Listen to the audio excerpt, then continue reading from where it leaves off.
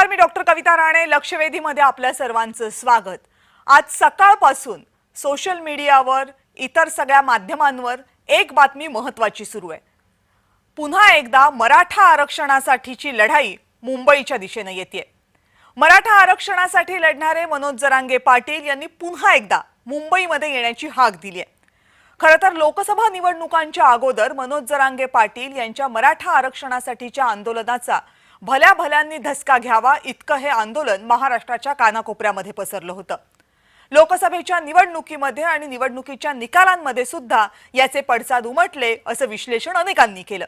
मात्र त्यानंतर आलेली विधानसभेची निवडणूक आणि विधानसभेच्या निवडणुकीनंतर मनोज जरांगे पाटील यांच्या आंदोलनाचा जोर काहीसा ओसरतोय की काय अशी चर्चा सुरू झाली.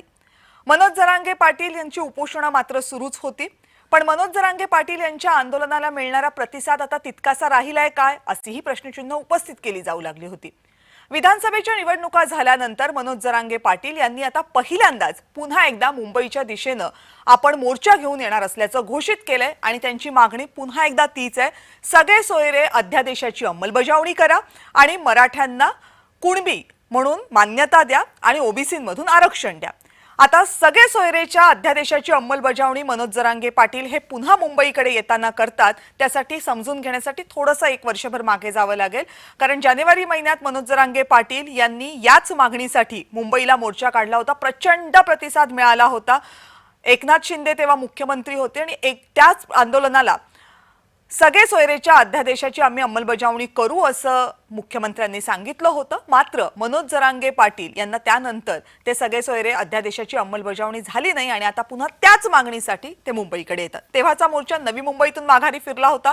आत्ताचा मोर्चा आम्ही कुठल्याही परिस्थितीत माघारी फिरणार नाही असं मनोज जरांगे पाटील म्हणतात. पण आता प्रश्न असा आहे की मुंबईमध्ये गणेशोत्सवाची धूम येत्या दिवसाभरामध्ये सुरू होईल. रादर ती सुरू झालेलीच आहे. गणपती बाप्पांचं आगमन व्हायला सुरुवात झालेली आहे. एकीकडे गणेशोत्सवाची धूम मुंबईमध्ये असताना दुसरीकडे इतका मोठा मोर्चा मुंबईमध्ये यावा का? त्यामुळे मुंबईच्या कायदा आणि सुव्यवस्थेवर काही प्रश्न उपस्थित होणार आहेत का? मुंबई पोलिसांवरचा ताण वाढणार आहे का? एकीकडे कायदा सुव्यवस्थेची ही परिस्थिती असताना दुसरीकडे मराठा आरक्षणासाठी मनोज जरांगे जी मागणी करतायत ती खरंच मान्य करता येण्यासारखी आहे का? सगळे सोयऱ्यांचा अध्यादेश लागू करता येणार आहे का? तर तिसरीकडे कायद्याच्या परिक्षेत्रामध्ये न्यायालयामध्ये मराठा आरक्षणासाठी जी आंदोलनं सुरू आहेत किंवा ज्या केसेस सुरू आहेत त्यांचा निकाल येण्या अगोदरच ही सगळी मागणी पुढे येणं याला पाठिंबा देणं सरकारला कितपत जमणार आहे असे अनेक मुद्दे आणि असे अनेक कांगोरे या आंदोलनाला आहेत. या सगळ्या संदर्भात बोलायचं आहे, चर्चा करायची आहे. पण त्या अगोदर बघूयात की मनोज जरांगे पाटील यांनी मुंबईकडे येताना ज्या आंदोलनाची घोषणा केली आहे त्या आंदोलनाचं एकूण स्वरूप काय आहे आणि मनोज जरांगे पाटील यांनी आंदोलनाबद्दल म्हटलंय काय. जय महाराष्ट्रच्या या खास रिपोर्टमधून. गेल्या 2 वर्षांपासून मराठा आरक्षण आंदोलनाचा निर्विवाद चेहरा. याच मनोज जरांगेंनी आता पुन्हा मोठ्या आंदोलनाची हाक दिली आहे. जरांगे पुन्हा मुंबईत धडकणार आहेत आणि तेही भर गणेशोत्सवात. बुधवार 27 ऑगस्टला त्यांचा मोर्चा अंतरवाली सराटीतून निघणार आहे आणि गुरुवारी 28 तारखेला किल्ले शिवनेरीवर छत्रपती शिवाजी महाराजांना वंदन करून ते मुंबईकडे कूच करणार आहेत. मोर्चा पायी नसून मोटार गाड्यांनी निघणार असल्यानं 28 तारखेला जरांगे मुंबईत दाखल होतील आणि शुक्रवारी 29 तारखेला सकाळी आझाद मैदानात सभा घेतील. त्यांच्या या मोर्चाला सरकारनं अजून परवानगी दिली नाहीये. दरम्यान यंदा जरांगेंच्या प्रमुख मागण्या कोणत्या आहेत त्यावर एक नजर टाकूया. मराठा आणि कुणबी एकच आहेत या अध्यादेशाची अंमलबजावणी करा. हैदराबादसह सातारा संस्थान आणि बॉम्बे गॅझेटियर लागू करून अंमलबजावणी करा. गॅझेटचा अभ्यास सुरू आहे हे आम्ही ऐकून घेणार नाही. मराठा आंदोलकांवरील गुन्हे मागे घेणार या आश्वासनाची तातडीनं अंमलबजावणी करा आणि मराठा आरक्षणासाठी ज्यांनी बलिदान दिलं त्यांच्या कुटुंबातील सदस्यांना नोकरी आणि आर्थिक सहाय्य तातडीनं द्या. मोर्चात आमच्या लोकांना हात जरी लागला तरी मी सरकार उलथवून टाकीन अशी धमकी देखील जरांगेंनी दिली आहे. सातारा संस्थांचं पण गॅझेटियर पाहिजे लागू केलेलं अंमलबजावणी सहित आणि बॉम्बे गव्हर्नमेंटचं पण पाहिजे. औंध संस्थांकडे तर हजारो वर्षाच्या नोंदी आहेत त्याच्या सहित ह्या सगळ्यांची अंमलबजावणी आणि लागू केलेलं आम्हाला पाहिजे. त्याशिवाय आम्ही हटणार नाही. त्याचं कारण देवेंद्र फडणवीस साहेबांना सांगतो विशेष करून कुठलाही ओबीसीचा विरोध करण्याचा संबंध नाही. जर आमच्या सरकारी नोंदी आहेत तर विरोध कोणाचा होऊ शकत नाही, आणि झाला तर तुम्ही त्याचा विचार करू नये. कारण आमचा जर जमिनीचा सातबारा सापडलाय म्हणल्याच्या नंतर जमीन आम्हाला देणं तुमची जबाबदारी आहे. आमचा जर सातबारा नसेल, आमचा जर अधिकार नसेल किंवा आमच्याकडे काही पुरावाच नसेल तर तुम्ही आम्हाला देऊ नका. 28 ऑगस्टला किल्ले शिवनेरीवरून निघाल्यावर मुंबईला येण्यासाठी मार्ग कुठला घेणार याबद्दल देखील जरांगेंनी माहिती दिली आहे. आणखीनही फडणवीस साहेबाला संधीचं सोनं करा उलट तुम्ही. तुम्हाला वाटतं ओबीसी तुमचे तर मराठे तुमचे होतील, आम्हाला काय घेणं पडलंय राजकारणाचं. पण तुम्ही नाही दिलं तर तुम्हाला शेवटचं सांगतो, मी सरकार सुद्धा उचलून टाकू शकता. तुम्हाला वाटून काय आणि काय नाही. मी माझ्या समाजाच्या लेकराचं रडणं बघितलंय, वेदना बघितल्यात, माझ्या जातीचे हाल मी बघितले. मी सोडित नसतो. मग मी जर एकदा 10 वाजता 27 ला अंतरवाली सोडली तर मी मंत्री फंड्याचं कोणाचंच ऐकत नसतो. जरांगेंनी मोर्चाची घोषणा केल्यावर ओबीसी आंदोलक लक्ष्मण हाके हे देखील आक्रमक झाले आणि आम्हीही रस्त्यावर उतरू, जरांगेंनी आम्हाला हलक्यात घेऊ नये असा इशारा दिलाय. ज्या दिवशी जरांगे ओबीसी मधूनच आरक्षण पाहिजे अशी अडेल तट्टूपणाची भूमिका घेऊन जर मुंबईला जाऊन उपोषणाला बसणार असतील, त्याच दिवसापासून आम्ही नांदेडच्या माळेगाव खंडोबापासून आमचा ओबीसीच्या हक्क अधिकाराचा लॉंग मार्च मुंबईच्या दिशेने चालू राहील. आणि आम्ही प्रत्येक ठिकाणी जाऊ, तालुका प्लेसला जाऊ, गावावरती जाऊ, आमच्या ऊर्जास्थळावरती जाऊ, ओबीसी बांधवांना एकत्र करू, ओबीसी बांधवांना हक्क अधिकाराची जाणीव करून देऊ. आणि जरांगेसारख्या बेकायदा मागण्या करणाऱ्या, घटना विरोधी मागण्या करणाऱ्या आणि ओबीसी आरक्षणाची चौकट उद्ध्वस्त करणाऱ्या माणसाला त्याची जागा दाखवण्यासाठी या महाराष्ट्रामध्ये भला मोठा लॉंग मार्च निघेल. केवळ हाकेच नाहीत तर जरांगेंचे कट्टर विरोधक ॲडव्होकेट गुणरत्न सदावर्ते यांनी देखील जरांगेंना इशारा दिलाय. हिंदूंच्या आयुष्यामध्ये, जागतिक हिंदूंच्या आयुष्यामध्ये गणपती बाप्पाचा उत्सव हा पवित्र, सगळ्यात सर्वंकष मोठा उत्सव असतो. त्या उत्सवाला जगभरातून लोक लालबागच्या राजाच्या दर्शनाला येतात. अशा वेळेस एक कॅलेंडरवर ठरवून एक गणित, राजकीय आतड्यातले जे कातडे असतात राजकीय, अशा लोकांच्या इशाऱ्यावर जरंगे हे सगळं करत आहे. जरंगेचा हेतू शुद्ध नाही. मोर्चाची सविस्तर माहिती तर जरांगेंनी आज दिली. रविवारी बोलताना मात्र त्यांनी फडणवीसांच्या आईचा उल्लेख करून वाद ओढवून घेतला होता. त्यावरून आज भाजपाकडून तीव्र प्रतिक्रिया आल्या. अशी वक्तव्य केली तर जीभ हातात देऊ अशा शब्दात हितेश राणे कडाडले. तर अशी भाषा वापरणारी व्यक्ती छत्रपती शिवाजी महाराजांची पाईक असू शकत नाही असं भाजपा आमदार परिणय फुके यांनी म्हटलंय. जरांगेने आरक्षणाची लढाई लढावी, पण ती लढत असताना आमच्या फडणवीस साहेबांच्या आईबद्दल अगर अपशब्द बोलण्याची हिंमत करत असेल तर ती वळवळणारी जीभ हातात काढून देण्याची ते सामर्थ्य आमच्यासारख्या 96 कोळी मराठ्यांमध्ये आहे, हे त्यांनी लक्षात ठेवावं. जरांगे पाटील ज्या छत्रपती शिवाजी महाराजांच्या नावावर किंवा छत्रपती शिवाजी महाराजांचं नाव घेऊन ते हे सगळे आंदोलन त्यांनी सुरू केलेलं आहे, त्या छत्रपतींना जर हे खरं म्हणत असतील तर कोणाच्याही, कारण महाराष्ट्राची परंपरा आहे, कोणाच्याही आई बहिणीवर आपण जात नाही, कोणाच्याही असं काही विषय शिवीगाळ आपण करत नाही. पण या व्यक्तिगत कोणाला शिवीगाळ करत नाही. पण ज्या खालच्या पातळीवर जरांगे पाटील जाऊन राहिले, हे काहीतरी हे शिवाजी महाराजांना, छत्रपती शिवाजी महाराजांना मानणारे नाही असं यामधनं स्पष्ट होत आहे. एकूणच मुंबईवर धडकणार या घोषणेमुळं जरांगे पुन्हा चर्चेत आलेत खरे, पण त्यांचा हा मोर्चा सरकार कुठवर येऊ देतं हा महत्वाचा प्रश्न आहे. कारण पुणे आणि मुंबई या दोन्ही शहरांमध्ये गणेशोत्सव मोठ्या स्तरावर साजरा केला जातो. दोन्ही शहरांचे पोलीस या 11 दिवसात प्रचंड व्यस्त असतात, त्यांच्यावर मोठा ताण असतो. अशात जरांगेंच्या मोर्चाचा अधिकचा भार प्रशासन, पोलीस खात्यावर पडू देतं का हे पाहणं महत्वाचं असणार आहे. विजय चिडेसह ब्युरो रिपोर्ट, जय महाराष्ट्र न्यूज, संभाजीनगर. तर अनेक प्रश्न या मोर्चाच्या निमित्तानं उपस्थित होत आहेत. हा मोर्चा मुंबईत आला तर कायदा आणि सुव्यवस्थेचं काय? मनोज जरांगे पाटील यांच्या मागण्या मान्य करता येण्यासारख्या आहेत का? आणि सरकारला खरंच यावर तातडीनं उपाय शोधणे शक्य आहे का? असे अनेक प्रश्न. तर याच प्रश्नांवर चर्चा करण्यासाठी माझ्या सोबत आहेत मराठा समन्वयक वीरेंद्र पवारजी, वीरेंद्रजी, स्वागत आहे आपलं. नमस्कार. नमस्कार. थोडंसं ट्रॅव्हलिंग मध्ये असल्यामुळे मी तुमची क्षमा मागतो, कारण मी पोहोचू शकलो नाही ऑफिस पर्यंत. त्यामुळे थोडंसं हरकत लाईट नाही. आणि आपण आवाज जोडले disturb गेलात आहे. त्याबद्दल आपले आभार. रुपाली ठोंबरे पाटील, राष्ट्रवादी काँग्रेसच्या प्रवक्त्या आपल्या सोबत आहेत. रुपालीताई, आपलंही पुन्हा एकदा स्वागत लक्षवेधीमध्ये. नमस्कार ताई. राष्ट्रवादी काँग्रेस शरदचंद्र पवार पक्षाचे प्रवक्ते ऍडव्होकेट अमोल मातेले आपल्या सोबत आहेत. अमोलजी, आपलंही पुन्हा एकदा स्वागत. नमस्कार ताई. ओबीसी नेते हरिभाऊ राठोडजी आपल्या सोबत आहेत. हरिभाऊ, आपलंही मनापासून स्वागत चर्चेमध्ये. आणि शिवसेना उद्धव बाळासाहेब ठाकरे गटाचे प्रवक्ते सुनील मोदी आपल्या सोबत आहेत. सुनील सर, आपलंही स्वागत. नमस्ते. नमस्कार. वीरेंद्र पवारजी, पहिला प्रश्न मला तुम्हालाच विचारावा लागेल. मराठा आरक्षणाची ही मागणी काही आता नवी राहिलेली नाहीये. गेले जवळपास 1.5-2 वर्ष अवघा महाराष्ट्र आंदोलनासाठी सुरू असलेली ही सगळी लढाई पाहतोय. मुंबईमध्ये सुद्धा एकदा मोर्चा आला होता, नवी मुंबईतनं तो माघारी परतला होता.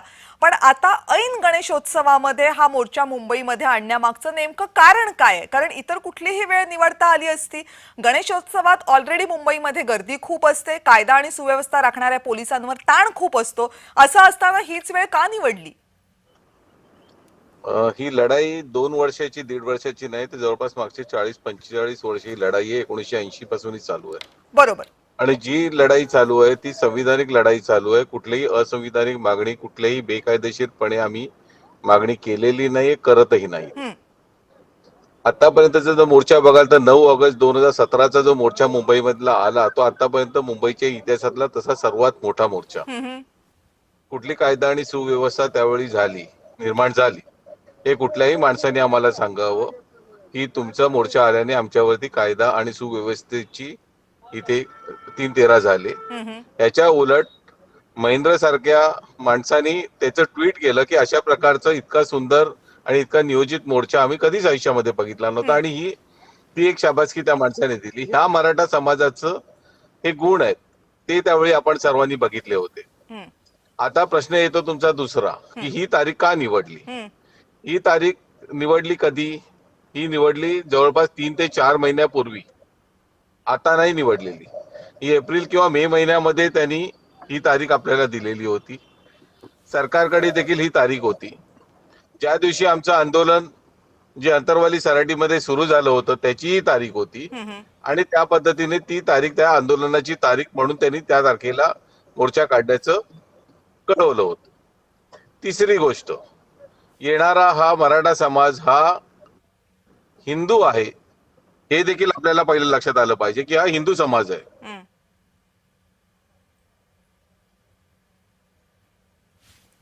वीरेंद्रजी, मला वाटतं तुमचा आवाज माझ्यापर्यंत पोहोचत नाहीये.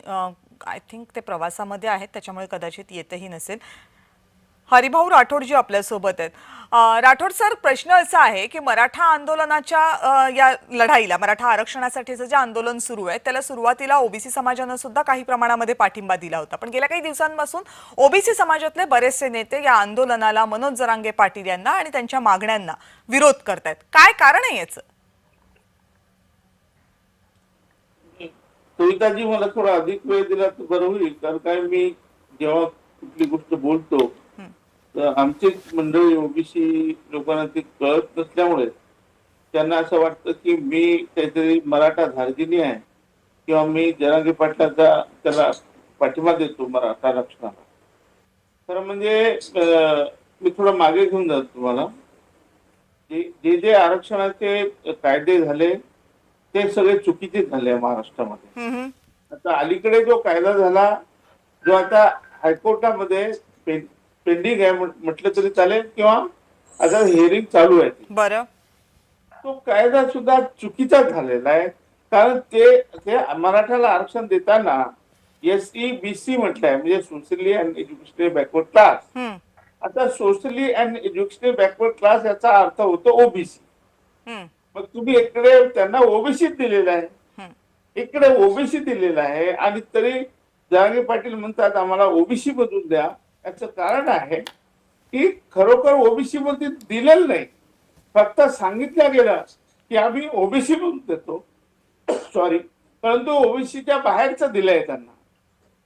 प्रश्न असा आहे की या देशाच्या संविधानामध्ये 3च आरक्षण आहे, शेड्यूल कास्ट, शेड्यूल ट्राईब आणि ओबीसी. मग हे 3 आरक्षण सोडून 4थं आरक्षण कुठून आणलं महाराष्ट्र सरकारने, हे न समजण्यासारखं आहे. आणखी एक गोष्ट मी पॉइंट आउट करतो की आपल्या देशाचं ते संविधान आहे, या संविधानामध्ये ओबीसी असा शब्दच नाही, कुठेच नाही. ते तज्ज्ञ मी तुम्हाला आवाहन करतो या आपल्या माध्यमातून, त्यांनी त्याचा अभ्यास करा. ओबीसी म्हणजे काय? ओबीसी म्हणजे SC-BC आणि SC-BC मंडळ आयोगाने जेव्हा 340 कलमाप्रमाणे आरक्षण दिलं, त्याचा पहिला जिओ आपण GR म्हणतो, सेंट्रल मध्ये जिओ म्हणतात त्याला, पहिला जिओ 1991चा जर तुम्ही बघितला, तुम्ही गुगलवर जर सर्च केला तर त्याला 27% सॉरी आरक्षण देताना SC-BC असं आरक्षण दिलेलं आहे. मग ते SC-BC म्हणजेच ओबीसी, आणि एकीकडे तुम्ही मराठ्यांना ओबीसी म्हणून दिलेलं आहे, परंतु ओबीसी मधून दिलेलं नाही. म्हणजे हा जो पण गोंधळ तुमचा आहे, मुद्दा नेमका काय आहे? SC-BC देऊ नये की SC-BC ऐवजी ओबीसी मध्ये द्यावं, मराठ्यांना ओबीसी मध्ये घ्यावं? तुमचा मुद्दा नेमका काय आहे? माझा नेमका मुद्दा सांगतो मला की जे 10% आरक्षण दिलेले मराठ्यांना ते टिकणार नाही, बिलकुल टिकणार नाही. कारण ही गोष्ट अजूनही पॉइंट आउट झाली नाहीये. मी जे सांगतो ते वकील तज्ज्ञ मंडळांनी हे ध्यानात घ्यावं. नाही, पण त्या असं आहे की मनोज जरांगे पाटील सुद्धा त्या आरक्षणाबद्दल फारसे उत्सुक नाहीयेत, रादर ते काही फारसं त्याबद्दल बोलतही नाहीयेत. ते म्हणतायतच की त्या आरक्षणाशी आम्हाला काही फारसं देणं घेणंच नाहीये म्हणून, कारण कदाचित त्यांचाही हा विश्वास आहे की ते टिकणार नाही म्हणून. मग पुढे काय? मग तुमचं असं म्हणणं आहे का की ओबीसी मधनं सर्व मराठ्यांना आरक्षण दिलं जावं? बरोबर आहे, ते टिकणारच नाही. थातूर मातूर दिलेलं आहे, निवडणुकीला सामोरे जाण्यासाठी दिलेलं आहे, आणि कसं देऊन टाकायचं. मग जर समजा मुंबई हायकोर्टाने जर ते कॅन्सल केलं तर सर्वोच्च न्यायालयात जायचं, तिथे 1-2 वर्ष काढायचे, म्हणजे 2-3 वर्ष काढायचे, मराठ्यांना आरक्षण देत राहायचं. त्या आरक्षणाला कोणी म्हणजे ते सुद्धा दिला नाही, असं आरक्षण असते का कुठे? नाही, पण हरिभाऊजी मी तुम्हाला पुन्हा एकदा तेच विचारते, मला तुमचा मुद्दा कळत नाही की तुमचं म्हणणं काय आहे. मग मराठ्यांना द्यावं आरक्षण, नाही द्यावं तर ते ओबीसी मधनं द्यावं का की SC-BC? काय वाटतंय तुम्हाला? येस बरं झालं तुम्ही प्रश्न मला विचार. त्यांना आरक्षण देता येईल. पहिली मागणी काय आहे जरांगे पाटलांची की कुणबी मराठा एकच आहे. खरंच आहे, एकच आहे. एक छोटासा GR काढायचं काम आहे 2 ओळीचा की कुणबी आणि मराठा एकच आहे. कारण याच्या पूर्वी सुद्धा राज्य मागासवर्गीय आयोगाने कुणबी मराठा एक असल्याचं म्हटलेलं आहे, आणि तुम्हाला आम्हालाही माहित आहे, वेगळे नाही. तर पण काही जिल्हे सोडले तर बाकी जिल्ह्यांमध्ये तर कुणबी मराठ्यांना ओबीसी मध्ये आरक्षण मिळतंयच ना. सगळीकडे कुणबी मराठा सगळीकडे महाराष्ट्रामध्ये. मला सांगा कुठला जिल्हा सुटलाय आपल्या महाराष्ट्रामध्ये? मराठवाडा, विदर्भामध्ये मिळतंय, कोकणामध्ये मिळतंय, फक्त मराठवाड्यातलेच काही जिल्हे आहेत जिथे मिळत नाहीये. लोक आहेत जे स्वतःला 96 कुळी म्हणतात, त्यांना बाजूला ठेव करा ना. ते 96 कुळी आहेत, त्यांना 96 कुळीला आरक्षण नको आहे, ते सोडून तुम्ही द्या ना आरक्षण. त्यांना सांगा तुम्ही घेऊ नका सर्टिफिकेट. ठीक आहे. ही कायदेशीर बाब आहे, आपण त्याच्यावर बोलूयात. रुपालीताई, आता या सगळ्या मुद्द्याबाबत तुमचा पक्ष चर्चेमध्ये आलाय, त्याला कारण आहे लक्ष्मण हाकेंनी केलेले आरोप. लक्ष्मण हाकेंचं असं म्हणणं आहे की राष्ट्रवादी काँग्रेसचे नेते, राष्ट्रवादी काँग्रेसचे आमदार हे मनोज जरांगे पाटील यांच्या आंदोलनाला उघड पाठिंबा देत आहेत, मराठा आरक्षणासाठी उघड पाठिंबा देत आहेत. काय तुमच्या पक्षाची याबाबतची अधिकृत भूमिका आहे? एक आपण लक्षात घेतलं पाहिजे की मराठा आरक्षणाच्या बाबतीतलं आंदोलन करतात मनोज जरांगे पाटील, आणि त्यांना ते ओबीसीतलंच पाहिजे म्हणून ओबीसी समाजातले आमचे जे हाके आहेत ते त्याला विरोध करतायत. किंवा या आरक्षणाच्या मागणीमध्ये प्रत्येक जणाचे आरोप प्रत्यारोप चाललेले आहेत. मुळामध्ये जे काही आरक्षण मिळणार आहे ते संविधानाने, कायद्याने मिळणार आहे, परंतु प्रत्येक जाती धर्मातल्या किंवा प्रत्येक जातीच्या माणसाला कॉन्स्टिट्यूशन मध्येच एक अधिकार दिलाय की तुम्ही मागणी मागू शकता, तुम्ही आरक्षण मागू शकता, परंतु ते आरक्षण कायद्याच्या चौकटीत आहे का, संविधान मध्ये आहे का, त्याच्यावर ते आपण देऊ शकतो. ते त्याच्यामुळे राष्ट्रवादी काँग्रेस पक्षाचा किती पाठिंबा, राष्ट्रवादी काँग्रेस पक्षाचा पाठिंबा आहे नाही, राष्ट्रवादी काँग्रेस पक्षाचा पाठिंबा हा संविधानाला आहे. त्याच्यामुळे प्रत्येक वेळी समजा मराठा समाजाच्या याच्यातनं सारथीतलं जर काही काम असेल तर ते चालू आहे. ओबीसी समाजातलं ओबीसीची जे सावित्रीबाई ज्योती याच्या माध्यमातून काम चालू आहे. मुळामध्ये काय चाललंय माहिती का, राजकारण असं म्हणलं जातं की राजकारणी जाती जातींना खेळवतायत, परंतु आत्ताचा काळ वेगळा आलेला आहे. जाती जातीमधल्या राजकारण्यांना खेळवण्यासाठीचा जो काळ सुरू झाला. तुम्हाला खरंच असं वाटतंय ताई? बर, मला वाटतं रुपालीताईंचं पण कनेक्शन आपल्यापासून तुटलेलं आहे. अमोल मातेले आपल्या सोबत आहेत. अमोलजी, खरं तर हा प्रश्न काही फक्त मराठा आरक्षणाच्या संदर्भातला नाहीये, तर या आरक्षणाच्या निमित्तानं जे काही सध्या राज्यात सुरू आहे त्याच्याबद्दलही प्रश्न विचारले पाहिजेत. कारण मराठा विरुद्ध ओबीसी अशी उभी दरी राज्यामध्ये तयार होते का असा प्रश्न उपस्थित व्हावा अशी दोनही बाजूंची येणारी विधानं आहेत गेल्या काही दिवसांपासून. अर्थात सगळेच मराठा नेते किंवा सगळेच ओबीसी नेते याला पाठिंबा देतात असं म्हणण्याचं कारण नाहीये, पण जी वक्तव्य समोर येतात त्यातनं तरीही दरी उभी होते की काय हे नक्की स्पष्ट होतंय. आता प्रश्न तुमच्यासाठी हा आहे की हे सगळं राज्यामध्ये सुरू असताना दुसरीकडे शरद पवार यांचा पक्ष मंडल यात्रा काढतोय. हे सगळं करत असताना, मंडल यात्रा काढत असताना तुमचा उद्देश नेमका काय आहे? राज्यातलं वातावरण जातीच्या मुद्द्यावर आधीच तापलेलं असताना शरद पवार यांच्या पक्षानं मंडल यात्रेसाठी आत्ताचीच वेळ का निवडली?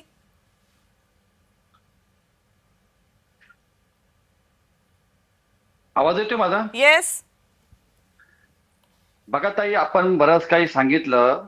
मराठा समाज गेली अनेक वर्ष, वीरेंद्र भाऊंनी या ठिकाणी सांगितलं, 40-45 वर्षापासून सातत्याने मागणी करत आलेला आहे. अनेक आंदोलनं झाली आणि ते शांततेत पूर्ण झालेले मोर्चे निघाले, अत्यंत शांततेत मोर्चे निघालेले. रस्त्यावरती कुठे कागद पडला असेल तरी ते मराठ्यांनी उचललेला आहे. आणि हा जगाला आणि देशाला संदेश दिलेला आहे की महाराष्ट्रामधील मराठा बांधव कशा पद्धतीने आंदोलन करू शकतो. इतकं होऊन देखील मागच्या 3 ते 4 वर्षापासून मनोजदादा जरांगे पाटील मराठा समाजासाठी ते का भांडतात किंवा आरक्षण का मागतात की मराठ्यांची आज जी परिस्थिती निर्माण झालेली आहे, गावोगावी जर आपण पाहिलं असेल जमिनीचे वाटप झालेले, लोकसंख्या वाढलेली, मुलांच्या विद्यार्थ्यांच्या फी प्रचंड वाढलेल्या आहेत. त्या ठिकाणी त्या विद्यार्थ्यांना आरक्षण मिळणं अपेक्षा आहे, कारण शैक्षणिक आरक्षण हे फार गरजेचं आहे. बऱ्याच ठिकाणी ओपन खुल्या वर्गातून आपण जेव्हा ऍडमिशन घेतो, नोकरीमध्ये असेल किंवा कॉलेजमध्ये असेल किंवा इंजिनिअरिंग असेल, कोणत्याही क्षेत्रात प्रवेश घेत असेल, ही आता पार्श्वभूमी आपण गेली 2 वर्ष अमोलजी चर्चा करतोच ना. आता प्रश्न असा आहे की मग मराठ्यांची जी मागणी आहे, ज्या मागणीसाठी ते मुंबईपर्यंत येत आहेत मनोज जरांगे पाटील यांच्या नेतृत्वाखाली, ती मूळ मागणी काय आहे? मूळ मागणी ही आहे की ओबीसीमधून मराठ्यांना आरक्षण द्यावं. तुमच्या पक्षाचा पाठिंबा आहे का यासाठी? हे बा, त्यांनी की आतापर्यंत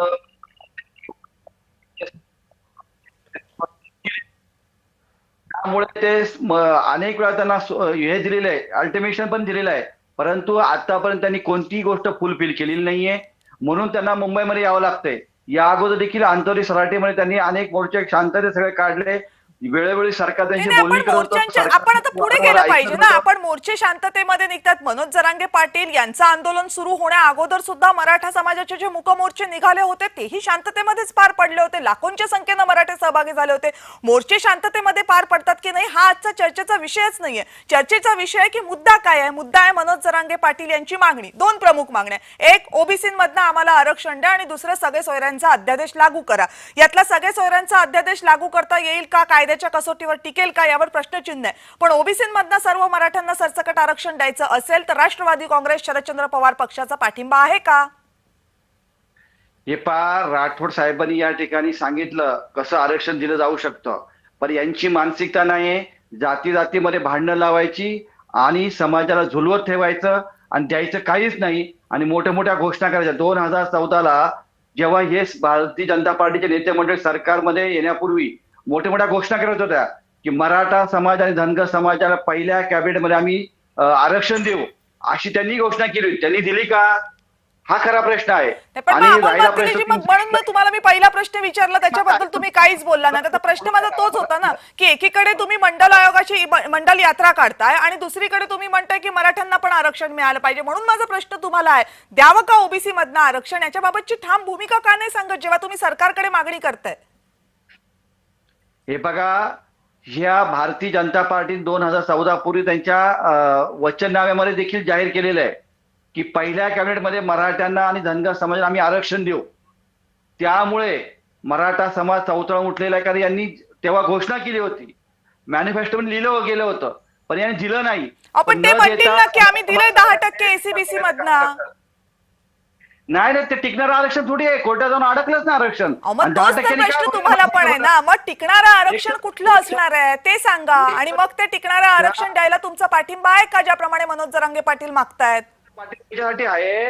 लोकसभेमध्ये आणि राज्यसभेमध्ये त्या ठिकाणी कायद्याची व्याप्ती वाढवली तर नक्कीच मराठा समाजाला आरक्षण देऊ शकतो, त्याला आमचा पाठिंबा आहे. अनेक वेळा आम्ही याचं समर्थन केलेलं आहे. नाही, कायद्याची व्याप्ती वाढवली म्हणजे तुम्ही म्हणताय 50%च्या वर, पण 50%च्या वर असं मनोज जरांगे पाटील नाही म्हणत आहेत. तो केंद्राच्या अखत्यारीतला विषय आहे. त्यांचं म्हणणं आहे की ओबीसी मधनं आम्हाला ओबीसी म्हणून समाविष्ट करून घ्या. मी तुम्हाला वारंवार तेच विचारते, जेव्हा तुम्ही सरकारला सवाल विचारताय त्यावेळेस तुमच्या पक्षाची भूमिका स्पष्ट करा की तुमच्या पक्षाचा मराठ्यांना ओबीसी मधून आरक्षण द्यायला पाठिंबा आहे का?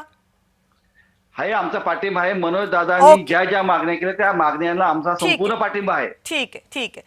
रुपाली ताई, मुळामध्ये ओबीसी मधनं आरक्षणाला विरोध जरी असला तरी तो विरोध हा कायदेशीर पद्धतीने, लक्षात घ्या, निश्चित मराठा आंदोलन 1 लाख मराठा जो काही मोर्चा निघाला होता तो अत्यंत कायदा सुव्यवस्थामध्ये आणि सगळ्यांना अभिमान वाटेल असा निघाला होता. पण त्याच्यानंतर ज्या पद्धतीने सातत्याने मागणी केली म्हणून ती पूर्ण होते. कायद्यामध्ये हे अभिप्रेत नाहीये. तुम्ही विचारलं राष्ट्रवादी काँग्रेस पार्टीचा कोणाला पाठिंबा आहे, तर संविधानाला पाठिंबा आहे. कायद्याने डॉक्टर बाबासाहेब आंबेडकरांनी ज्यांना ज्यांना ज्या काही आरक्षणाच्या सूची दिलेल्या आहेत त्याच्यानुसारच त्यांना हे आरक्षण मिळणार आहे. आता जर मराठा आरक्षणाला ओबीसी मधनं आरक्षण द्या म्हणणार असतील तर निश्चित त्याला विरोध होणार आहे. मग त्याच्यासाठी ओबीसी वाले आंदोलन करणारे, ते आंदोलन कायद्याच्या बाहेर गेलं तर त्यांच्यावर गुन्हे दाखल झाले पाहिजे. मराठा आंदोलन कायद्याच्या बाहेर गेलं त्यांच्यावरही गुन्हे दाखल झाले पाहिजे. इथे कुठल्याही जातीला कायद्यामध्ये विशिष्ट मान सन्मान तुम्ही शांततेत केले, तुम्ही खूप अग्रेसिव्ह केले म्हणून तुमच्या मागण्या मान्य कराव्या असं अभिप्रेत नाही. मुळामध्ये या विषयामध्ये अत्यंत सरकार सुद्धा संवेदनशील आहे, परंतु आंदोलकांकडनं, नेत्यांकडनं इतकी खालच्या लेवलची भाषा वापरली जाते, पर्सनल प्रत्येकाला टार्गेट केलं जातं. हे करता कामा नये. मला म्हातारे भाऊंना सांगायचंय, टाकाला जाऊन भांडण लपू नका. सर्व जाती धर्माचे हे आपले मतदार आहेत, बंधू आहेत, भगिनी आहेत, परंतु आपल्याला प्रत्येकाला न्याय देत असताना आपल्याला कायद्याच्या याच्यामध्ये न्याय द्यावा लागेल. हाकेंनी सांगितलं, अजितदादांनी उभं केलंय, हाके माझा ओबीसी बंधू आहे म्हणून मी म्हणायचं हो ओबीसी बंधू तुझं बोलतो तेच खरं, असं करून चालणार नाही. हाके चुकले तर हाकेंना दाखवावं लागेल, कारण का आपण शिक्षण घेतलेलं आहे, कायद्याचे अभ्यासक आहोत. जे आपण इथं बोलणार उद्या कोर्टामध्ये आम्हाला आरक्षण द्या किंवा यांना आरक्षण देऊ नका, याच्यासाठी घटना ज्या डॉक्टर बाबासाहेब आंबेडकरांनी दिल्या त्या द्याव्या लागतात. उगीच राजकारण करून सामाजिक वातावरण बिघडू नये.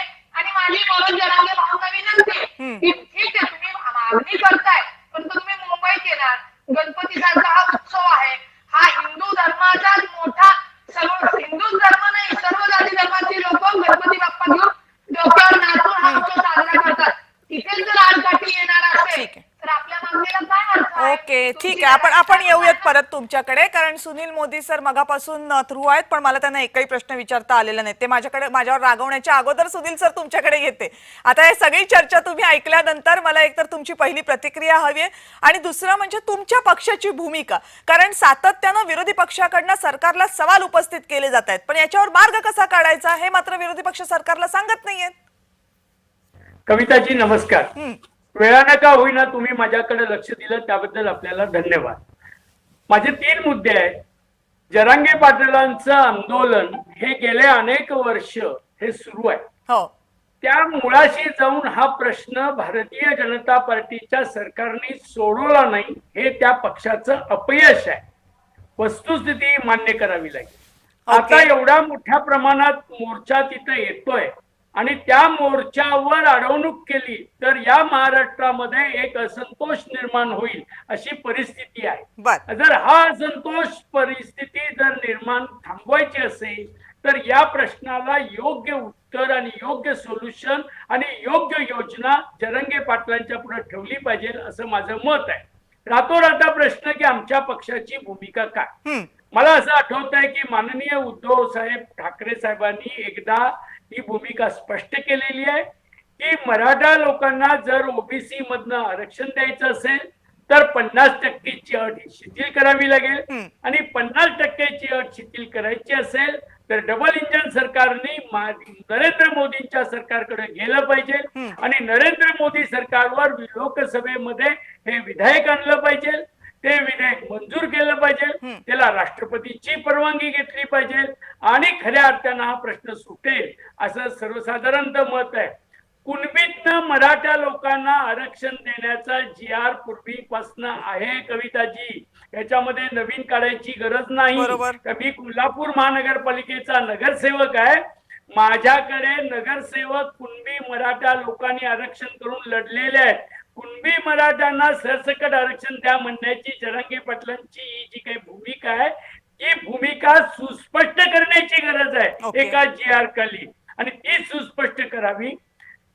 जे सगळे जोड्यांचा जी.आर. काढलेला आहे तो गडबडीत काढला, चुकीचा काढला, आता सरकारच्या अंशी आलेला आहे. तो जी.आर. जर नीट काढला तर त्याच्यावर जरांगे पाटीलांचं काही ना काहीतरी मराठा लोकांचं याच्यामध्ये समाधान होऊ शकतं. मुळातच भारतीय जनता पार्टीने हा प्रश्न त्यांच्या स्वार्थाप्रमाणे हाताळलेला आहे ही आमची भूमिका आहे आणि म्हणून जरांगे पाटलांना जर न्याय द्यायचा असेल तर योग्य सोल्युशन सर्व पक्षांना घेऊन एकत्रित मिटिंग घेऊन हे काढलं पाहिजे असं माझं मत आहे. बर, अगदी कमी शब्दांमध्ये, म्हणजे मी उशिरा जरी तुमच्याकडे आली असेल तरी अगदी कमी शब्दांमध्ये सुस्पष्ट तुमची भूमिका तुम्ही मांडलेली आहे. आता वीरेंद्र पवारजी, मला अपेक्षा आहे की मधल्या काळामधली सगळी चर्चा तुम्ही ऐकली असेल कारण आपण लास्ट टाइम बोलत होतो तेव्हा तुमचं कनेक्शन गेलं होतं.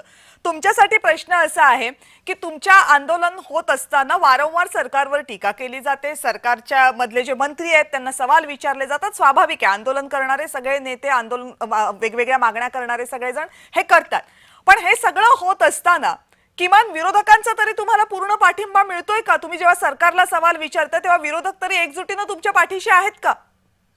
एक महत्वाचा चांगला प्रश्न विचारलात की जे विरोधक आज आहेत ते कधीतरी सत्तेमध्ये होते आणि त्यांनी सत्तेमध्ये असताना मराठा समाजाला आरक्षण दिलं का आणि जे दिलं ते का टिकलं नाही हे त्यांनाही माहिती आहे. आणि ज्यामुळे त्यांनी दिलं नाही म्हणून भारतीय जनता पार्टी आणि शिवसेनेला त्यावेळी मराठा समाजाने निवडून दिलं, कारण त्यांच्याकडनं अपेक्षा होती की ते मराठा समाजाला न्याय देतील आणि तशा प्रकारच्या घोषणा देखील त्यांनी त्यावेळी केलेल्या होत्या की मराठा समाजाला आम्ही आरक्षण देऊ. आता हे झालं पूर्वीच. त्याच्यानंतर मराठा समाजाला किती वेळा आरक्षण मिळालं तर 2014 साली ज्यावेळी राणे समितीचा अहवाल आला, राणे समितीने आरक्षण दिलं. ते आरक्षणाची जो रिपोर्ट होता तो एप्रिल महिन्यामध्ये त्यांनी सरकारला सादर केला होता, त्यावेळीच्या लोकसभा इलेक्शनच्या अगोदर. लोकसभेच्या इलेक्शन मध्ये ज्यावेळी त्यांचं पानिपत झालं काँग्रेस राष्ट्रवादीचं, त्याच्यानंतर जुलै महिन्यामध्ये त्यांचा रिपोर्ट, राणे साहेबांचा रिपोर्ट त्यांनी दाखल करून घेतला आणि लगेच मराठा समाजाला आरक्षण दिलं. त्याला म्हणतात ESBCचं आरक्षण, जे त्यावेळी 16% दिलं आणि त्याच्याबरोबर 4% आरक्षण जे होतं ते मुसलमानांना दिलं. ही त्यावेळीची गोष्ट. त्याच्यानंतर ते जसं सरकार कोसळलं, नवीन सरकार आलं, कोर्टामध्ये टिकला नाही कारण कायदा केलेला नव्हता. तोपर्यंत यांनी या नवीन गव्हर्नमेंटनी कायदा केला परंतु तोपर्यंत कोर्टामध्ये ते बाद झालेलं होतं. म्हणून पुन्हा मोर्चे ज्यावेळी निघाले त्याचं फलश्रुती असं झालं की 2018 साली मराठा समाजाला पुन्हा एकदा आरक्षण मिळालं. न्यायाधीश गायकवाड समितीच्या अहवालानुसार त्याला म्हटलं गेलं SCBCचं आरक्षण. म्हणजे आधी होतं एज्युकेशनली अँड सोशली बॅकवर्ड आणि नंतर झालं सोशली आणि एज्युकेशनली. म्हणजे तुमचं थोडक्यात वीरेंद्रजी असं म्हणणं आहे की सरकार कुठलीही येऊ देत पण त्यांनी केलेली म्हणजे सरकार कुठली जरी असली तरी आंदोलनाचं रूप बघता, आंदोलनामध्ये जी लोकांची संख्या असते ती बघता सरकार काहीतरी करतं आणि ते कोर्टामध्ये टिकत नाही. परिस्थिती ही असेल तर आता ज्या मागणीसाठी तुम्ही मुंबईमध्ये येताय, तुम्ही म्हणताय सगळे सोयऱ्यांचा अध्यादेश लागू करा, तुम्ही म्हणताय सरसकटपणे कुणबी म्हणून मराठ्यांना ओबीसी मधून आरक्षण द्या. जरी सरकारनं हे देण्याचा प्रयत्न केला तरी कायद्याच्या पातळीवर ते टिकेल असं तुम्हाला काय खात्री आहे? 100% मी तुम्हाला तेच सांगतोय की हे दोन्ही आरक्षण जी दिली गेली 16% दिली गेली, नंतर त्यावेळी हायकोर्टाने त्याची 12 आणि 13% केलं आरक्षण. हे दोन्ही आरक्षण जी दिली गेली ती 50%च्या मर्यादेच्या बाहेर दिली गेली, 50%च्या आतमध्ये दिली गेली नाही. कारण इंदिरा साहनीच्या निकालाचं सारांश हा होता की 50%च्या वरती आरक्षण आजच्या तारखेला संविधानिक नाही. त्यामुळे जे काही 50%च्या वरती देऊ ते चॅलेंज होऊ शकतं, कधीही जाऊ शकतं.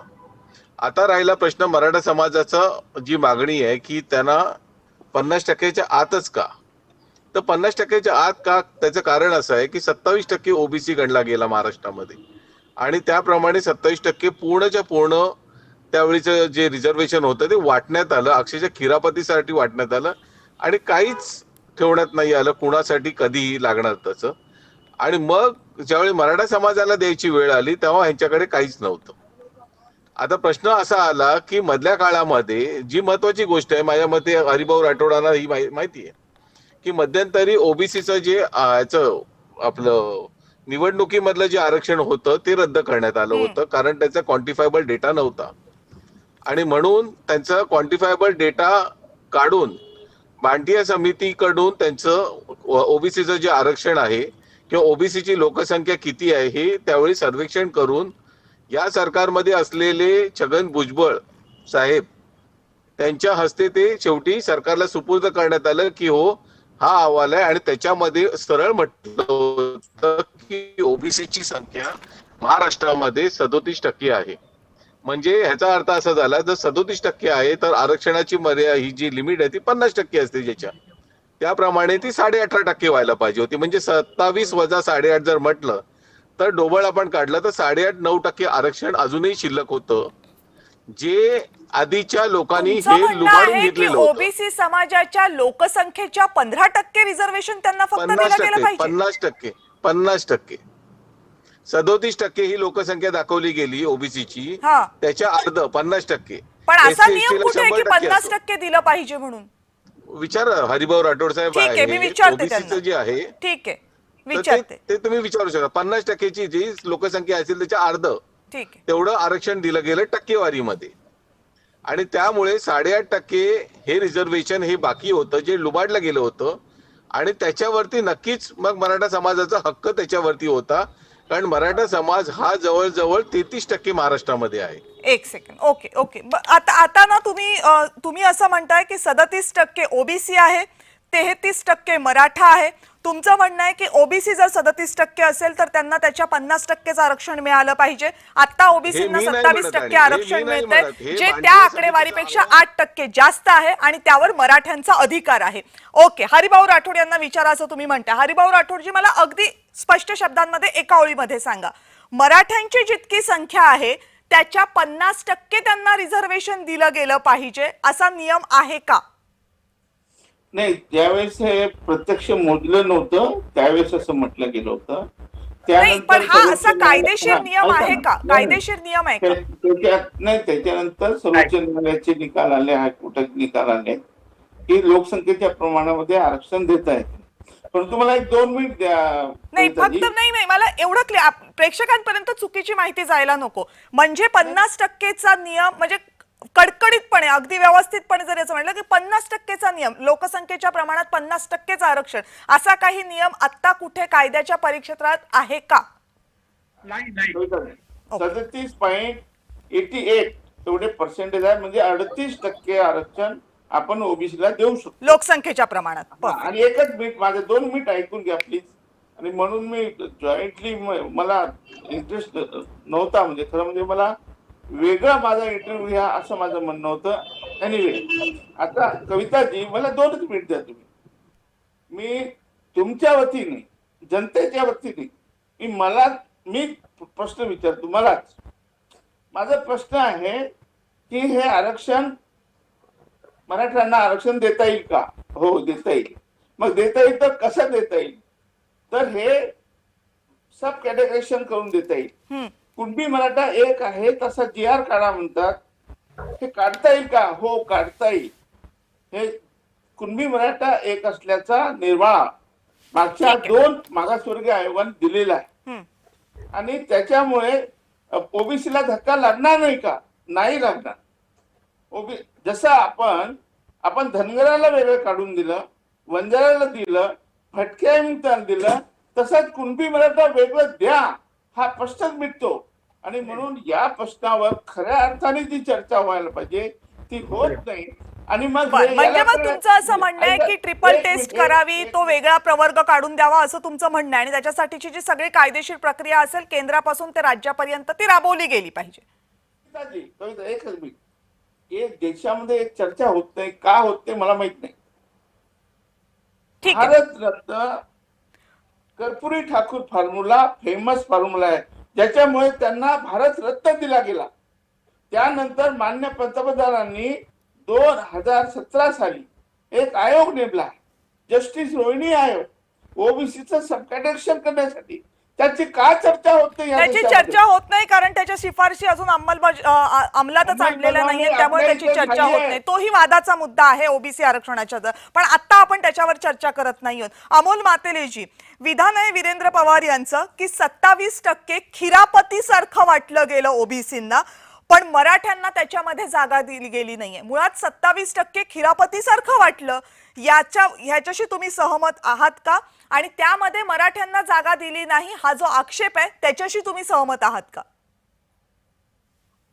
नाही, आरक्षण कसं आहे की आता जशी परिस्थिती बदलती तशी आरक्षण हे प्रत्येक नागरिकाला ज्या ज्या ठिकाणी, मी सांगितलं ना तुम्हाला मगाशी की पूर्वीचा मराठा समाज आणि अलीकडचा मराठा समाज याच्यामध्ये फार जमीन आसमान फरक झालेला आहे. जमिनीची विभागणी झालेली आहे. एक सेकंड, आपण त्याच्या सामाजिक याच्याकडे नको जाऊयात. मी जो प्रश्न विचारला त्याचं प्लीज मला उत्तर द्या. 27% आरक्षण मराठ्यांना ओबीसींना जे दिलं गेलं ते खिरापती सारखं वाटलं गेलं. जर हे असं असेल तर याचा अर्थ असा आहे की मराठा समाजाला असं वाटतंय की ओबीसींना दिलेलं आरक्षण हे फुकट दिलं गेलेलं आहे, कारण नसताना दिलं गेलेलं आहे. मान्य आहे का तुम्हाला हे? बघा, पवार साहेब काय बोललेत किंवा करू नका. मी असं बोललेलो नाहीये की तुम्ही ज्या पद्धतीने सांगितलेलं. वीरेंद्र पवारजी, तुमचा एक्झॅक्ट शब्द आहे तोच मी सांगते. मी कुठलाही माझा वापरला म्हणजे ज्यांची लोकसंख्या नाही त्यापेक्षा जास्त त्यांना देण्यात आलं होतं. नाही, पण तुम्हीच म्हणालात 37%. तुम्ही जो नियम सांगितला तुम्ही मला सांगितलं विचारा. मी त्यांना विचारलं, त्यांनी सांगितलं नाहीये असा काही नियम म्हणून. त्याचं विचारा, मंडल आयोग वाचा तुम्ही. तुम्हीच मला सांगितलं हरिभाऊंना विचारा. मी हरिभाऊंना विचारलं. कोण हरिभाऊ कुठे म्हणतात की 50%चा नियम आहे? ते विचारा हरिभाऊ. नाही कुठे म्हणतात हरिभाऊ? म्हणाले ना ते नाही म्हणून.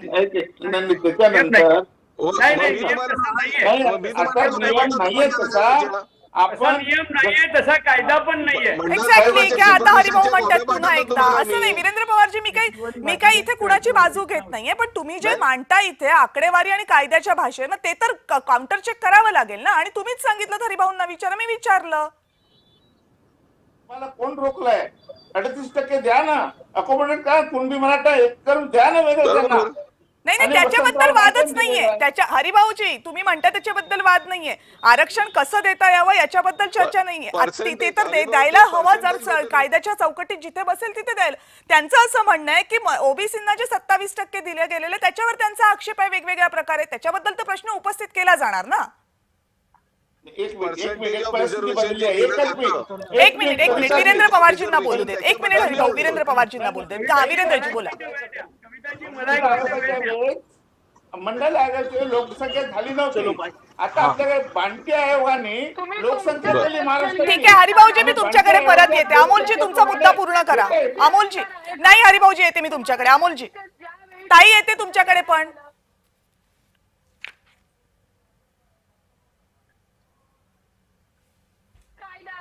ठीक आहे ताई बोला. अमोलजींना आवाज येत नाही. रुपाली ताई बोला. मुळामध्ये जी खिरापत वाचण्यात आली हे जे वक्तव्य केलेलं आहे याचा मी निषेध करते. तुम्हाला आरक्षण मिळत असताना ज्यांना मिळालंय त्यांना कसं वाईट मिळालंय हे तुम्ही सांगणार. कुठल्या आयोगाचा जो अहवाल आहे हे कोर्टामध्ये आहे, त्याचे ते निर्णय आहेत. तुम्ही निश्चित मागणी करा लोकशाही, परंतु तुम्ही कोणाला याच्यामधनं दिलं आहे खिरापत वाटले या वाक्याचा जाहीर निषेध करते. आरक्षण आम्हाला संविधानाने बाबासाहेब आंबेडकरांनी मिळालेलं आहे. तुम्हाला तुमचं जे काही कागदपत्र कोर्टामध्ये केस चालवा, घ्या तुम्ही आरक्षण, घ्या तुम्ही सरकारचं मागताय, सरकार तुम्हाला संविधान आणि कायद्याच्या कोठडीत जेवढं त्यांना मी देता येईल ते तेवढं देतायत. तुम्ही आम्हाला असंच द्या, यांना तुम्ही खिरापत वाटली, हे वक्तव्य तुमचं चुकीचं आहे. याला समर्थन मिळू शकत नाही. या गोष्टीचा जाहीर निषेध. आणि तुम्हाला जर आरक्षण पाहिजे निश्चित तुम्ही मागणी करा, कोर्टाची पायरी लक्षात घ्या. तुमचे कुठे निकाल आलेले आहेत? तुम्ही हा आयोग तो आयोग याची ही मंडळाची हे कायद्यामध्ये तुमच्या सरकारने केलेले आयोग तुम्ही ज्या सरकारमध्ये आहेत त्या सरकारनेच केलेले आयोग आहेत. सरकार आता मी सरकारमध्ये असो ना तर विरोधात असो, ज्या वेळी आम्ही मागण्या केल्या त्या जर कायद्याच्या चौकटीत नसतील तर आमच्यावर गुन्हे दाखल झालेले आहेत. तुमच्यावर तरी गुन्हे दाखल केले नाही आमच्या सरकारने. बघा देतो, माझ्यावरचे पाठवून देतो तुमच्याकडे ताई, माझ्यावरचे पाठवून देतो ना तुमच्याकडे. चालू आलं माझ्यावरती भेटलेले पाठवून देतो. पण ओबीसीला खिरापत वाटली नाही एवढं तुमच्या डोक्यात टाका, हे मी तुम्हाला नाही एवढं काय बोलू नका. मी तुम्हाला पाठवून देतो, तुम्ही बघा वाचा. त्या सगळ्या गोष्टीचं कायदेशीर उत्तर देऊ, परंतु खिरापत वाटली हे बोलू नका. तुम्ही तुमचा अधिकार मागताना समोरच्याला तुम्हाला बोलण्याचा अधिकार नाहीये. डॉक्टर बाबासाहेब आंबेडकरांच्या संविधानाने तर बोलणारच ना, का नाही बोलायचं? बोलायचंही नाही. वीरेंद्रजी एक मिनिट, आरक्षण पाहिजे कोर्टातनं घ्या. मग आता आम्ही घेतोच आहे ना, आम्ही सर्व ठिकाणून घेतो आहे. वीरेंद्रजी एक सेकंड ताई, रुपाली ताई आता तुमचा मुद्दा मांडला तुम्ही. वीरेंद्रजी आता प्रश्न असा आहे की ठीक आहे तुम्ही आत्ता जे म्हणालात त्याच्याबद्दल आम्ही तुम्हाला प्रश्न विचारले, पण कुठलंही जन आंदोलन जेव्हा उभं राहतं तेव्हा त्या जन आंदोलनाची भाषा ही खूप महत्वाची असते. जन आंदोलनांच्या नेत्यांची भाषा ही, तुमच्या आंदोलनाचं नेतृत्व करणारे मनोज जरांगे पाटील यांच्या भाषेबद्दल त्यांच्या वक्तव्याबद्दल जर सातत्यानं प्रश्न उपस्थित केले जात असतील, अडचणीचं नाही आहे का हे तुम्हाला?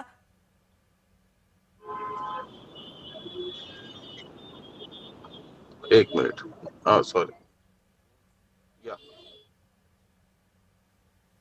वीरेंद्रजी आवाज येतोय?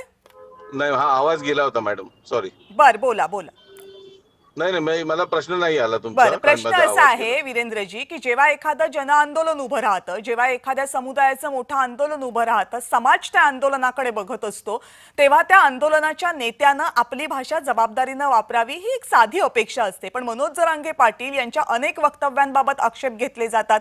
ते ज्या पद्धतीची भाषा वापरतात त्याबद्दल आक्षेप घेतले जातात. आता याच्यामध्ये ग्रामीण आणि शहरी असा फरक करण्यामध्ये अर्थ नाहीये, कारण सगळ्यांना माहिती आहे की महाराष्ट्राच्या ग्रामीण भागामध्ये कशी भाषा वापरली जाते, शहरी भागामध्ये कशी, तो मुद्दा नाहीये. पण कुणाबद्दल एकेरी किंवा आदराने कसं बोलावं याचं भान जर आपण ठेवलं नाही, कुणाच्या आईबद्दल आपण काय बोलतो याचं भान जर ठेवलं नाही, तर मग त्याचा परिणाम सगळ्या आंदोलनावर होणार ना. बरोबर आहे, तुम्ही जे म्हणताय त्या गोष्टीशी मी सहमत आहे एका परीने. कारण मी ज्यावेळी बोलतो त्यावेळी मी माझे शब्द सांभाळून बोलतो. एखाद्या वेळेस रुपाली ताईंना जर एखादा शब्द नसेल आवडला तर मी त्याची माफी देखील मागतो. रुपाली ताई, जो शब्द तेवढा जर तुम्हाला वाटत असेल की माझ्याकडनं चुकीचा गेला तर त्याची माफी मागतो. ठीक आहे.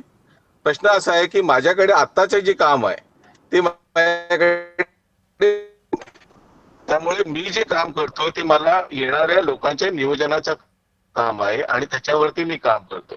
एखाद्या कोणी वक्तव्य जर केलं असेल तर तो वक्तव्याचं उत्तर द्यायचं काम हे त्यांचं आहे, माझं नाही. ओके, ठीक. आणि जी सुसंस्कृतपणा जो आहे तेही सांगतो.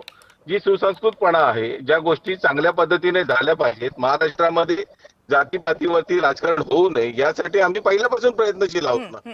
पण एखाद्या समाजाला जर प्रत्येक वेळी जर टार्गेट केलं गेलं, चुकीच्या पद्धतीने आरक्षण दिलं गेलं, आमच्याकडे 4-4 सर्टिफिकेट झाले तरीही मुलांच्या ऍडमिशनच्या वेळी नवीन सर्टिफिकेट काढावं लागतं. आणि ही जर पद्धत जर या महाराष्ट्रामध्ये 2025 मध्ये असेल तर मराठा समाजाच्या मुलांनी कसं शिक्षण घ्यावं आणि त्यांनी कसं पुढे जावं, यासाठी ही सामान्य मराठ्यांची लढाई आहे, गरीबातल्या गरीब मराठ्यांची लढाई आहे. आणि त्यामुळे हे असं असताना माझं फक्त एवढंच म्हणणं आहे की आमच्या गोरगरीब मराठ्यांची ही लढाई चालू आहे. याच्यामध्ये तुम्ही कुणाचे तुमचे पक्षीय जे मतभेद असतात किंवा तुमचे पक्ष ते आमच्या समाजाच्या ह्याच्यामध्ये आणू नका. हे लोक इथे आमच्याकडे जीव देणारी लोक आहेत, 100हून अधिक बलिदान दिलेले लोक आहेत. अशा काळामध्ये त्या लोकांना सांत्वन देऊन त्यांना कुठेतरी न्याय देण्यासाठी आम्ही करतोय. आम्ही आमच्या बाळांसाठी नाही करत, आम्ही त्याची सक्षम आहोत. परंतु जो गोरगरीब मराठा समाज आहे, जो मराठा गेला आहे, त्याच्यासाठी आपण समाजाला करतोय. काही सगळंच आणि मिळालेलं आहे, ते समाजातल्या प्रत्येक स्तरापर्यंत सगळंच गेलेलं आहे, किंवा आरक्षण मिळाल्यावर लगेच सगळे प्रश्न गोरगरीब मराठा समाजाचे सुटले जातील असंही नाहीये. त्याच्यामुळे या गोष्टींचा साकल्यानं विचार व्हावा याच्याबद्दल कुणाचंही दुमत नाही. गोरगरीब मराठ्यांना आरक्षण मिळावं याबद्दलही दुमत नाहीये. पण सुनील मोदी सर, शेवटचा प्रश्न तुमच्यासाठी हा आहे की एकदा आपण हे मानत असतो, सगळेजण मान्य करत असतो की गोरगरीब मराठ्यांना आरक्षण मिळालं पाहिजे, पण ते मिळत असताना जर ओबीसींच्या आरक्षणावर सातत्यानं प्रश्न उपस्थित केले जात असतील, ओबीसींच्या आरक्षणाला सातत्यानं आव्हान दिलं जात असेल, तर मग जी दरी निर्माण होते त्या दरीमधनं आपल्याला उत्तर मिळेल की आपल्याकडे प्रश्नच आणखीन वाढत जातील? नाही, ओबीसीला चॅलेंज करणं आणि मराठ्यांच्यासाठी ओबीसी आरक्षण द्या म्हणणं याच्यामध्ये दोन समाजामध्ये दरीच निर्माण होईल. ही दरी निर्माण होणं महाराष्ट्राच्या सोयीचं नाहीये, महाराष्ट्राच्या संस्कृतीत ते बसत नाही. मी एक मुद्दा कविताजी आपल्याला सांगू इच्छितो, जो मगाशी जो पर्सेंटेजचा मुद्दा निघाला, लेटेस्ट परवा सुप्रीम कोर्टानं जो आदेश दिलेला आहे त्या आदेशामध्ये स्पष्टपणे म्हणलेलं आहे की एकूण महाराष्ट्रातल्या ओबीसी लोकसंख्येच्या प्रमाणात राजकीय आरक्षण 27% पर्यंत देणं हे योग्य आहे असं म्हणलेलं आहे. आणि त्या 27% आरक्षणामध्ये ओबीसी मध्ये कुणबी मराठा इन्क्लूड आहे. अनेक माझ्याकडे एक डाटा आहे तो मी सांगतो.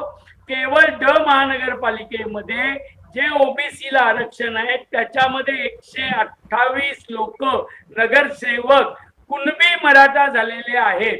त्यामुळे कुणबी मराठ्याला आरक्षण याच्यामध्ये आहेच आहे आणि ते राजकीय आरक्षण आहे आणि पर्सेंटेज सुप्रीम कोर्टानं मान्य केलेलं आहे. मी सगळ्यात शेवटी कविताचे एकच मुद्दा मांडेल की सगळे प्रश्न एका टेबलावर आणून शासनाने जरंगे पाटील विरोधी पक्ष नेते असं एकत्र बसून हा प्रश्न सोडवला तरच सुटणार आहे. नाहीतर या महाराष्ट्रामध्ये ओबीसी आणि मराठामध्ये मोठी दरी निर्माण होईल आणि ती दरी न भरून निघणारी असेल असं माझं मत आहे. हे बरोबर आहे, कारण ज्या पद्धतीची वक्तव्य जसं मी सुरुवातीला सांगितलं दोन समाजाच्या नेत्यांकडून एकमेकांच्या विरोधात केली जात आहेत, पर्यायानं दोन समाजांच्या विरोधामध्ये केली जात आहेत, ते काही महाराष्ट्राच्या सामाजिक स्थितीसाठी फारसं चांगलं लक्षण नाहीये. मराठा समाजाची आरक्षणाची मागणी रास्त आहे. मराठा समाजाला आपल्यासाठी आरक्षण मागण्याचा संपूर्णपणे संविधानिक अधिकार आहे. तो अधिकार ते वापरतात, त्याबद्दल शंका असण्याचं कारण नाही. पण हा अधिकार वापरत असताना ज्यांना आरक्षण मिळालेलं आहे त्यावर प्रश्नचिन्ह उपस्थित केलं जात असेल तर मग त्या समाजातनं त्याची प्रतिक्रिया येणं हेही तितकंच स्वाभाविक आहे. अर्थात या सगळ्यावर सामंजस्याने सामोपचारानं तोडगा काढला जाऊ शकतो. ऐन गणेशोत्सवामध्ये मुंबईमध्ये मोर्चा यावा का हा प्रश्न अजूनही कायम आहे, कारण महाराष्ट्राचा सण आहे हा, जो मुंबईमध्ये मोठ्या प्रमाणावर साजरा होतो. लाखोंच्या संख्येनं लोक घराबाहेर असतात, उत्सवाचं वातावरण असतं. या वातावरणामध्ये आंदोलनाचा आणखीन ताण पोलिसांवर द्यावा का? आंदोलन शांत परिस्थितीमध्ये जरी होत असली तरी त्याला पोलीस संरक्षण हे द्यावंच लागतं. मग थोडासा विचार नेत्यांनी सुद्धा आणि आंदोलन करणाऱ्यांनी सुद्धा करायला नको का असा प्रश्न अवघा महाराष्ट्र विचारतोय. आणि मला वाटतं याच्यावर पॉझिटिव्हली सकारात्मक दृष्ट्या सगळेच जण विचार करतील. आज सगळेजण आपण या चर्चेमध्ये सहभागी झालात, आपल्या सगळ्यांचे मनापासून आभार. लक्षवेधीमध्ये आता वेळ झाली आहे इथेच थांबण्याची. पाहत रहा जय महाराष्ट्र.